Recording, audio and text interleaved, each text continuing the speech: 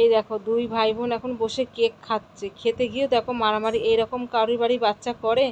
লোকে বলে একটা বাচ্চা ও বলছে, দাদা মনুকে বলছে একটু কেক ওর থেকে নেবে বলে, তোর কেকে পোকা, তার মানে চামচ দিয়ে একটুখানি বাদ দেবে, দিয়ে বলবে ফেলে দিই, দিয়ে ও খাবে। তো এই দেখো কেমন করছে। আমার মেয়ে এসে বিকাল থেকে বায়না করছে কেক বানাবো, টাকা দাও কেক বানাবো। ওকে এখন বানাতে পারে বলো? এখন অরিও বিস্কুট কিনবে, তারপরে পাউরুটি কিনবে, কি করে করে কেক বানাবে দেখেছে। তো আমি পয়সা দিলাম, বললাম যা কেকটা কিনে নিয়ে আয়। এখন দাদাই কিনে আনলো, এখন ভাই বোনে মিলে খাচ্ছে। আর ওই ঝামেলা, ওই দেখো মারপিট। আর আমার ছেলেকে একটু ক্যামেরা ধরেছি বলে দেখো কেমন লুকাচ্ছে।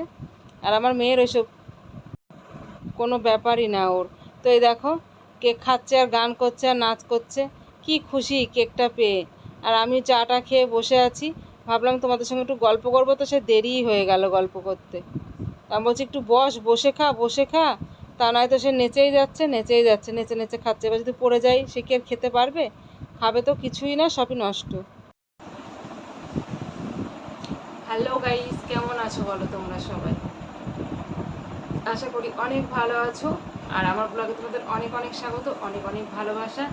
তো ভিডিওটা ভালো লাগলে অবশ্যই একটা লাইক কমেন্ট আর সাবস্ক্রাইব করতে ভুলবে না। তো এই দেখো গল্প করতে করতে আজকে সেই রাতই হয়ে গেল তোমাদের সঙ্গে। সন্ধ্যেবেলা মনে করলাম একটু গল্প করতে বসবো। ছেলে মেয়ে তো ওই মারামারি, ওই মারামারি। কেন মারামারি জানো? তো আমার মেয়ে এখন ইউটিউবে দেখেছে,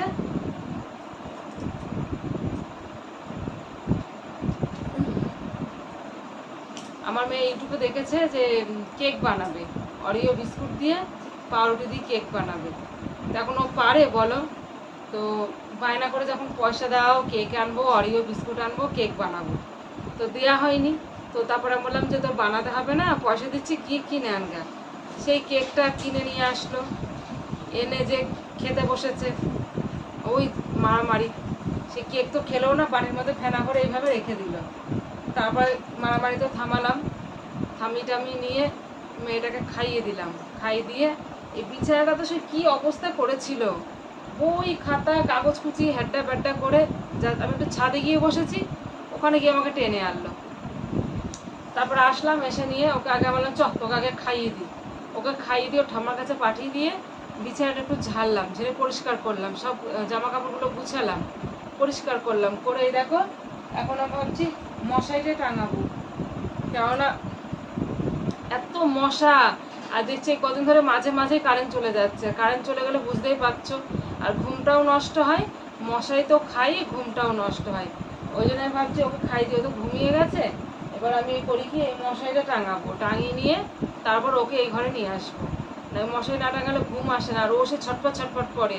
এবার নিজের গায়ে হাত বুলাবো না ওর গায়ে হাত বুলাবো, তো এই জন্য ভাবছি মশারিটা টাঙিয়ে নিই।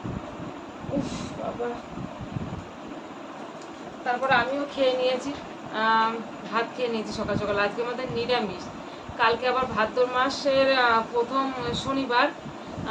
তো কালকেও নিরামিষ, আজ খেতে হবে, আবার আজকেও খেলাম। পরপর দুদিন নিরামিষ কেমন যেন একটা লাগে। তো তারপরে